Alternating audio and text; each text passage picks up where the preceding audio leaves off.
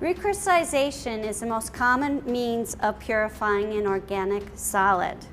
To recrystallize, you have to find the perfect solvent system where your solid is soluble, hot, and insoluble, cold, because those are the easiest methods we have of working with physical properties in the laboratory. You need to find a solvent system that it's fairly soluble in, and oftentimes what you need to use is a solvent pair, that is one that it's soluble in and partially insoluble in.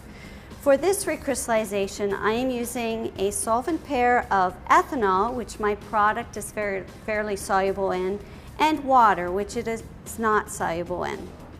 The first thing you want to do is dissolve your product in a minimal amount of the solvent that it is soluble in.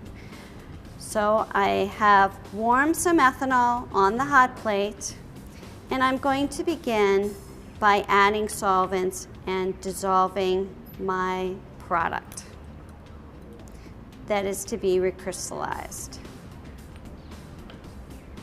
You always want to have a wooden applicator stick to prevent bumping when you're heating a liquid on a hot plate.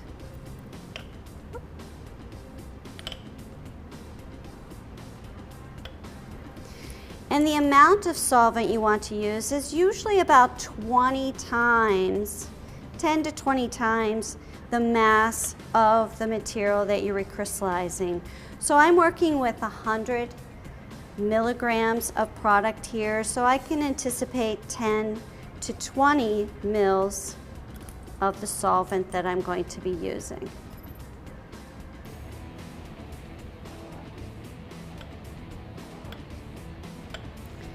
So again, you want to work slowly, not add too much solvent because then your crystals won't come out of solution, and heat as you're dissolving. If you've added the appropriate amount of solution and there's still insoluble impurities, what you might want to do is a gravity filtration to remove those insoluble impurities.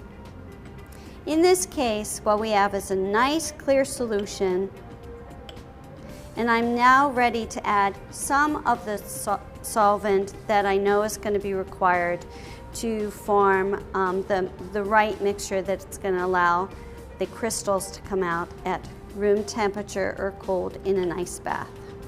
All right, so now I want to add some water. And it's a trial and error process. Sometimes what can be seen is as you add drops of the product that it's not soluble in, you can see some cloudiness that dissipates.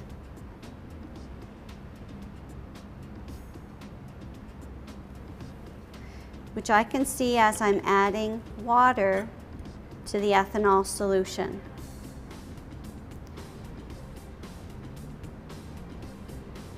Can you see that? You can see a little bit of cloudiness, and then it's dissipating. You don't want to add too much of the insoluble solvent so it turns cloudy completely. You just want to add enough. I know I'm close to the point here that it dissipates within a few seconds. Now that I have a nice clear solution, I want to set it on the bench top to cool.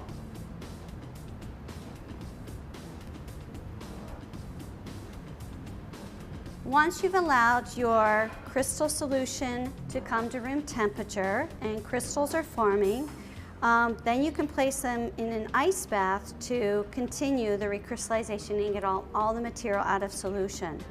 If at this point no crystals had formed, we could place it in the ice bath,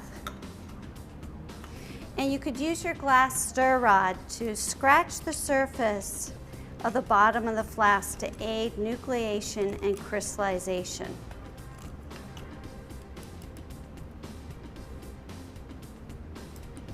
Another tip would be that if you are doing a second batch of recrystallization, you could seed it with just a few crystals of pure material to help crystallization start to form.